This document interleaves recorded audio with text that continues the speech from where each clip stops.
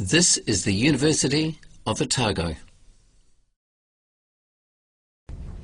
so thank you all for coming to our guest seminar today. So this is not part of our usual seminar series, but we took the opportunity while Lucy was in town to get her to come along and give us this extra seminar. So this is, I'm very pleased to welcome Dr. Lucy Telfar-Bernard. So Lucy is a senior research fellow at the Hague County or on the Housing and Health Research Program up in the Public Health Department in the University of Otago, Wellington. So she's down here today with Philippa Chapman.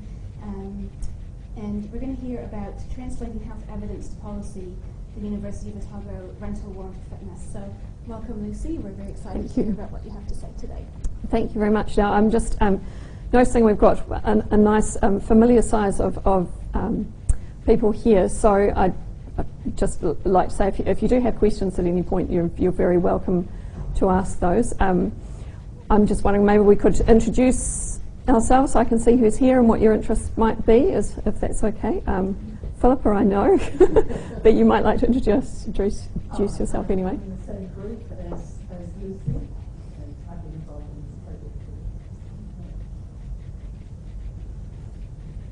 I'm Sean, I'm a public health student, doing that's 5 years at the moment.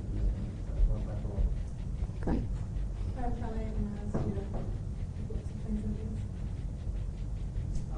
my name's Chris. I actually work for ITS applications at the university, and we've heard about Warrant of Fitness smartphone applications. It's always great. something that Cool. in my time I've been asked by lots of people, could we have an app together about it, so I just wanted to do something. Cool. Mm-hmm. Hello, I'm Sharon Raja. I'm a researcher in the Education Department. I work with the Department of Health and Violence and Prevention. So I'm really interested in the evidence policy. I'm Susan. I'm a public health physician and I'm a senior research fellow in the department. I'm interested in housing and as well as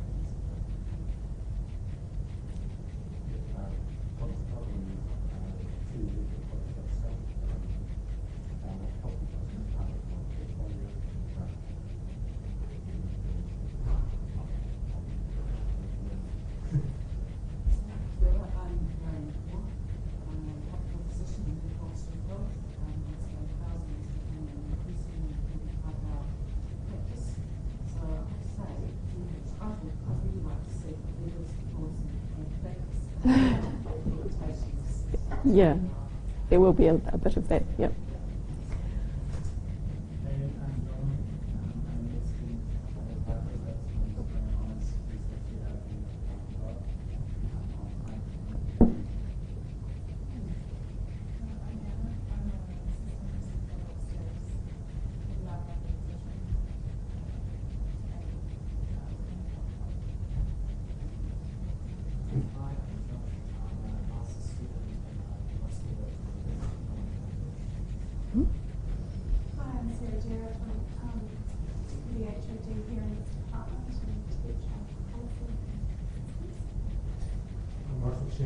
Primary doctor and health equity researcher from the University of Chicago, and I'm going to have this specific fellow in the Department of Australia. I'm sorry I have to do a little bit more of a topic. Great. Okay, well, thank you. It's really great to know who's here, and I can see there's a range of interests, and hopefully we'll cover those. And as I say, very happy to take questions. So, as noted in the introduction, Wellington and in the advertising for this, Wellington City Council has recently launched a voluntary rental WAF scheme, and I'm going to be taking you through our current study and how we got there. Now, how does this clicker work? Sorry. Just like that. Oh yes, yep. That works. Yep. Okay. So it's an exciting time for the University of Otago rental warrant of fitness. We've been working and nudging and meeting for years to get it out into the world. And after all that work, it was finally launched in Wellington in the last 2 weeks. And after the flurry of activity around that, it's a great thing to be able to take the time today to look at how we got here and where we're going next. So I'd say that the rental warrant of fitness sits at the intersection of housing and health. in that it's a tool for prioritising physical improvements to housing, with priorities set so as to improve health outcomes. I'm going to take you through both the evidence and the policy environment that led to the WAFS development, then describe the current Warrant of Fitness study and the next steps for us for improving New Zealand's rental housing standards. First, I'd like to take you back in time to the early 2000s. I wasn't in public health then, but housing conditions were barely on the radar, either for the public or in policy. Certainly they were for some researchers. There was some recognition in government of the need to do something about poor housing for Māori and Pacific people, but no broad awareness of the overall inadequacy of New Zealand housing. Leaky homes were still being built, we didn't know it. The perception of renting was that it was a temporary arrangement. Come in, sit down. A stopping point between leaving home and buying your own home. In 1991, only just over a quarter of the population were renting, and we hadn't really registered or noticed that this had crept up to nearly a third in 2001. And we probably still thought that that increase was only going to be temporary. Sorry, I need to figure out how to go down here.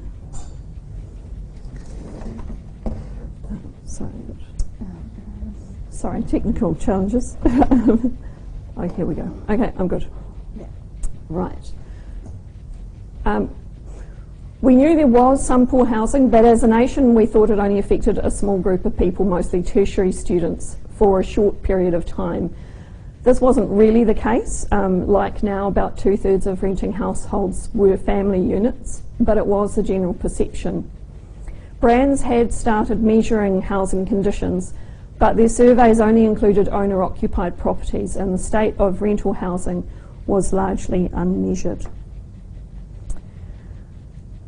With renting seen as something temporary and awareness of housing quality issues low, there was little focus on housing standards and existing housing or tenants' rights to decent homes. The 1947 Housing Improvement Regulations were practically forgotten and not really considered for enforcement. I can remember early discussions around, can these even still be enforced? The main piece of legislation on rental housing, the Residential Tenancies Act, required only that properties be in a reasonable state of repair, taking into account the age of the property. Housing was not generally framed as a health environment, and New Zealand evidence for the role of housing and health was still quite limited. But that was about to change. I've committed a PowerPoint faux pas here, and I put too much information on one slide, but I wanted to list just a small section of the contribution of the University of Otago to the research environment for evidence for housing and health. So we've had 20 years of New Zealand research showing the multiple associations between housing and health. We now can show that mould in the home is associated with the development of asthma, or very close to that. Insulating homes improves well-being and reduces school absences. Replacing unflued gas heaters with energy-efficient heaters reduces asthma symptoms and events. We've done cost-benefit studies showing the insulation has a benefit-to-cost ratio of 4:1 in one study, or 6:1 in another. The Warm Up New Zealand Heat Smart subsidy was a direct result of the, I like to think, a direct result of the insulation cost-benefit research showing that if you spend money on insulating houses, you have to spend less on health costs. Then there's also the issue of home injuries, which there are about over 1 million each year requiring medical treatment, and Michael Keel's research has shown that spending just $800 on home modifications to fix safety hazards reduces injury by 26%, with a benefit-to-cost ratio of up to 37:1, which is kind of huge. So at the same time as we have been working on developing our understanding of the range of health effects and costs associated with poor housing, we've seen and contributed to the growing recognition of the problems with New Zealand's housing stock. The reality is that the condition of the majority of our housing is poor. There are still estimated to be 800,000 homes with inadequate insulation. And with brand surveys now starting to measure the difference between rental housing and owner-occupier housing, there's also better evidence for the reality that rental properties are in worse condition than owner-occupier homes. This shouldn't be too surprising. We have split incentives in home maintenance. The tenant benefits, but the landlord bears the cost. Property prices rising faster than inflation means landlords have not needed to maintain their homes in order to maintain their property values.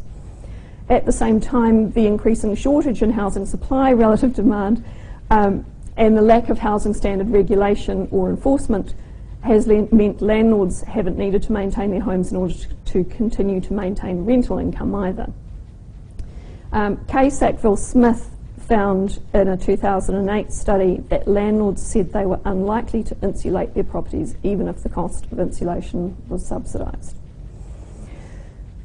And that's been borne out in our subsequent experience as well. The Warm Up New Zealand evaluation also found landlords were underrepresented among those who took up the subsidy, despite their properties being less likely to be insulated in the first place. So the current legal framework means that tenants can't fix their properties without landlord permission, but we know from landlord surveys that landlords defer maintenance and improvement to their properties. Meanwhile, the number of people renting has continued to grow. There's a growing recognition that renting is not a temporary arrangement and that the renting population is more than just students. Those multi-person households, how the house stats define them, that include those flats, they make up only 9% of the rental market.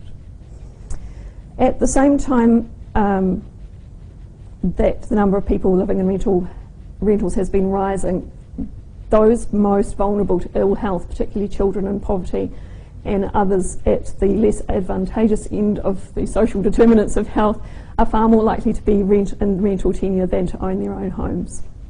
So I'm just going to take a pause here. So I'm often asked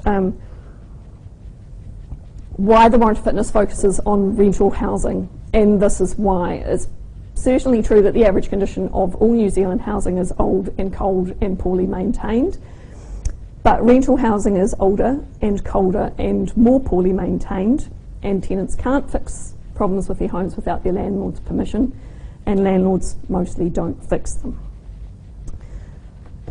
Meanwhile, we have high rates of illnesses potentially linked to poor housing. We have high infectious disease rates, large part of which are respiratory diseases. Our asthma rates are amongst the highest in the world, and like most temperate countries, we have a large difference between winter and summer mortality and hospitalisation rates. As the Herald article kindly pointed out, on Wednesday, 30,000 children are hospitalised each year from preventable diseases associated with housing conditions, and 20 children die. We know from numerous studies both here and overseas that improving the physical structure of housing improves health outcomes.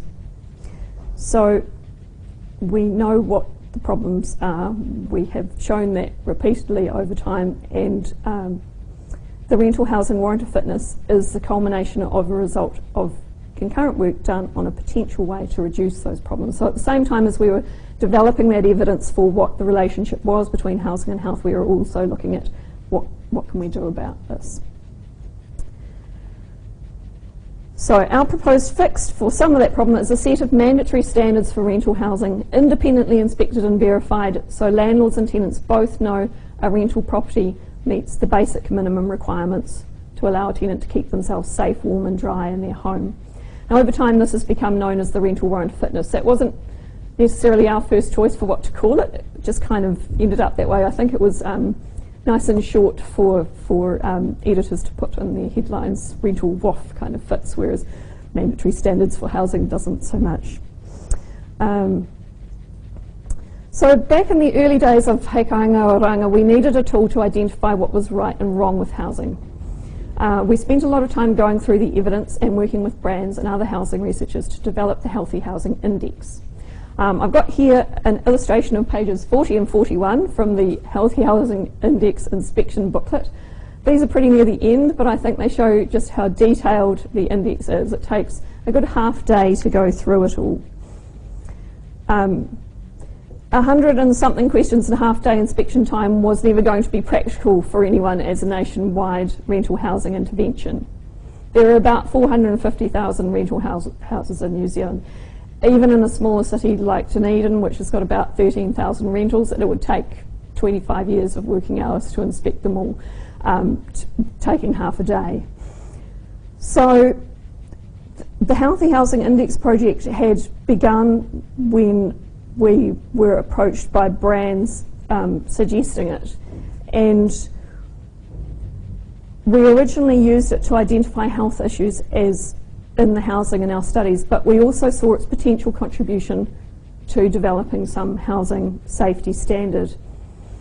And it has turned out to be an excellent research tool, which is what it was developed for, but it is too big and too long to be practical. So we worked with the New Zealand Green Building Council, who were also looking at something similar, and we thought it was better to work together, to condense the Healthy Housing Index down to a 31-point checklist. And there's good evidence showing that it's better to kind of to focus on the main interventions that you need rather than trying to measure everything. We took those 31 points to a pre-test in 5 cities around the country in 2014. That led to a few tweaks, which brought the checklist down to 29 items, which cover insulation, ventilation, heating, safety hazards, basic amenities, and the basic standard of repair. The pre-test showed that it could be practical, that you could do it in just under an hour in most homes, and that it would be workable across a broad range of New Zealand housing types, so whether it's a small apartment or a big old rambling villa or some 1930s streamlined thing. Only 4% of the properties passed the pre-test, but the properties that were volunteered for it, the landlord came into that as a volunteer, so the property was taken as is. They weren't thinking, oh, I've got to pass this, I better fix that little thing first before the people come through. So over half the properties could pass with minor repairs to things like putting safety stays on or making sure the smoke alarms are in the right place.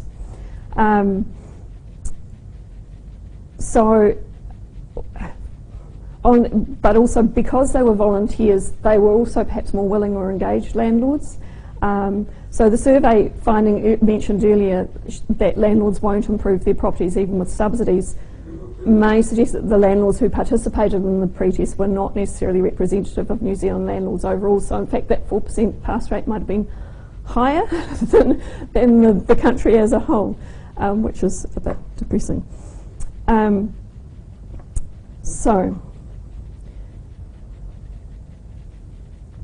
the next stage, because we work with those 5 councils, we approached, or some of them said to us, okay, great, what's the next step? And we applied for funding from the Health Research Council to do a study of the effects of introducing it, and we got funding to do that, and decided to work with Wellington and Dunedin City Councils because they were both willing and also of a size that was going to be practical for a study, and with appropriate control cities nearby. So for Wellington we have Lower Hutt, and for Dunedin we have Invercargill. The current study involves working with Wellington and Dunedin towards the introduction of the rental warrant of fitness in their council areas. In Wellington it's been first introduced as a voluntary scheme.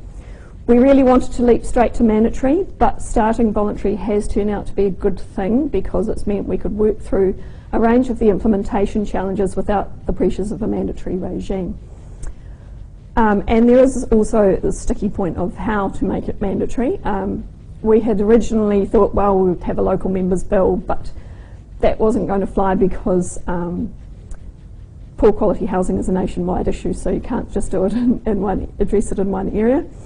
And so then we thought, well, maybe we can do a bylaw in Wellington or in Dunedin, and then we had to accept eventually that that was not going to work either because the Local Government Act prevents councils from going beyond the building code and what they require of their citizens.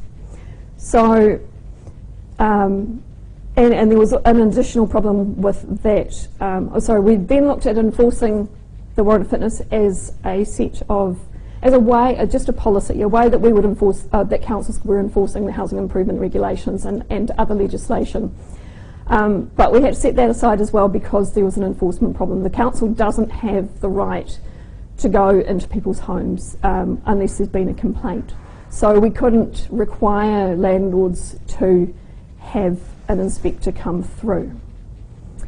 We have come up with a further approach which involves differential rates, but that approach hasn't been fully discussed with the participating councils, so I don't want to preempt anything there, but we're hopeful. This is just a quick list of the 29 points. You don't have to read it all, but the main point here is that you can see that they're good basic yes/no questions. There is, of course, a whole bunch of criteria under each of those, so that if you're going through and you say, do I really need, I can't get into my ceiling to put in ceiling insulation, we're saying no, that's fine. In the criteria there are exemptions for that. So for the study itself, we've built the Warrant of Fitness on health evidence, but this study is the next step in the evidence collection to ensure that the proposed intervention, Warrant of Fitness, has the desired outcomes without introducing adverse outcomes. Will the Warrant of Fitness improve health and injury rates and reduce unwanted mobility, so people moving more often than they want to, without leading to higher rents or without reducing rental availability or without increasing homelessness? Are there other social or economic effects which are not directly related to health or rental tenure which are affected? We also want to check that it's a practical policy intervention on a larger scale and that it can be introduced in a way that's cost neutral to councils while also doable for landlords. Are they able to comply with the mandatory timeframes, and so on? The outcomes we're aiming to measure are from health data. We have prescriptions, hospitalisations, mortality, home injuries. We're also getting economic data from TradeMe. From Vero has agreed to share their insurance claim data with us. We'll be looking at the ECA insulation subsidy uptake, or we had hoped to, but ECA insulation subsidy ends fairly shortly, so there won't be so much of that data to work with. And we're also looking at social outcomes, student turnover in low decile schools, whether people who leave social housing to go into the private sector are less likely to end up coming back applying for social housing again. We will need to collect qualitative data on homelessness because it's difficult to measure that using administrative data at a city level. And but we do have access to tenant mobility through the integrated data infrastructure, so we can look at tenancy bond data and how long those tenancies are lasting. And there will also be interviews with landlords and tenants. For the economist or two in the audience, I think we have the effect measurement, we have a proper formula. So for each of those outcomes, we look at the difference between the treatment and the control cities, so Wellington, Lower Dunedin and Invercargill, before and after the intervention, controlling for demographic differences between treatment and control cities. So the study itself is well planned. We've got the outcomes and so on, and the intervention. But there's a second question which we're also looking at when we do the study, and that's how to ensure we address the policy barriers that currently prevent nationwide introduction of a mandatory Warrant of Fitness scheme. The strategic value of the Warrant of Fitness study is that its implementation requires community and political engagement. We have consulted as far as possible with every government department who might have an interest in factors related to housing, the rental market and residential rental business, as well as with community organisations, church organisations and other NGOs, and likely business and service providers, not just the insulation industry but also hardware businesses and the insurance industry, to make sure that we are asking the right questions in the study.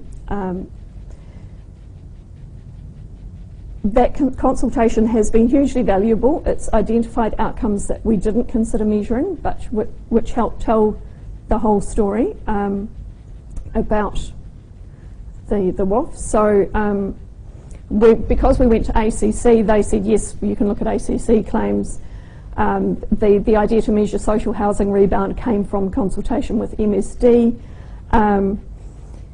And the same, Pink Bats have said, yes, we can see whether sales of insulation materials change in those areas.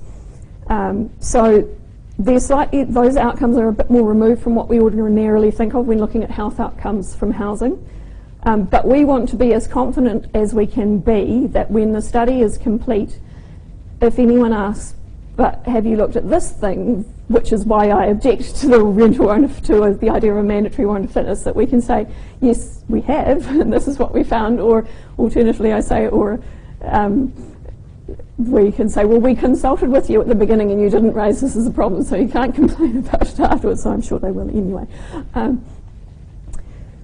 So there have been implementation challenges at every level along the way. There have been political barriers from the central government, from local government. We have both NGO opponents and allies.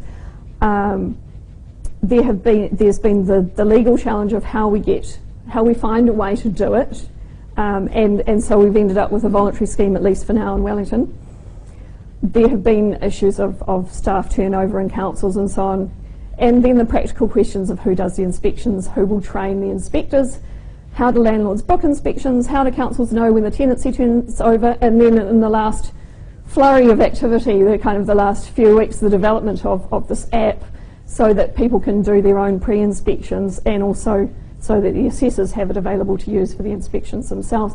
And it's been very interesting for me as a public health researcher, because these things are quite removed from what we think of as public health research, what I thought of, I was an epidemiologist looking at the difference between winter and non-winter health outcomes, and that's very much here are the numbers and here is the output and let's get a publication.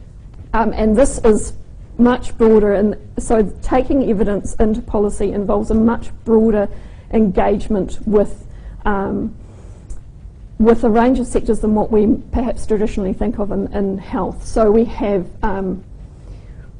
there has been that need to engage with the public. I think we have brought them on a journey from that point in the 2000s, from when they weren't really thinking about their housing quality, particularly insulation was not really something that you thought about when you were looking at a rental or looking at a house to buy. And we could have done that research and sat on it, or just put out the papers and it would sit there. But part of I think the role in public health, and certainly which Philippa has led, has been taking that to the public and making people aware, because you cannot get that policy change without the evidence, but also without the advocacy. So the rental warrant of fitness was developed over different stages over 15 years based on evidence of the greatest impact for the least intervention or the least time involved. It was very much intended to be, the whole healthy housing program was a way of how can we address inequalities, and housing is one aspect of inequalities. The study itself is designed to test whether a WOF can be implemented with the desired outcomes without adverse consequences, and it also aims to address those outstanding policy questions about mandatory standards for rental housing. But I still come back to the main thing with the rental warrant of fitness is that it is evidence-based. We have created that evidence. We have socialised the results, I think is the management speak for it, and then developed a tool that incorporates that evidence and then taken it into the public arena. So that's where we are now, and I think I'll take questions at this point.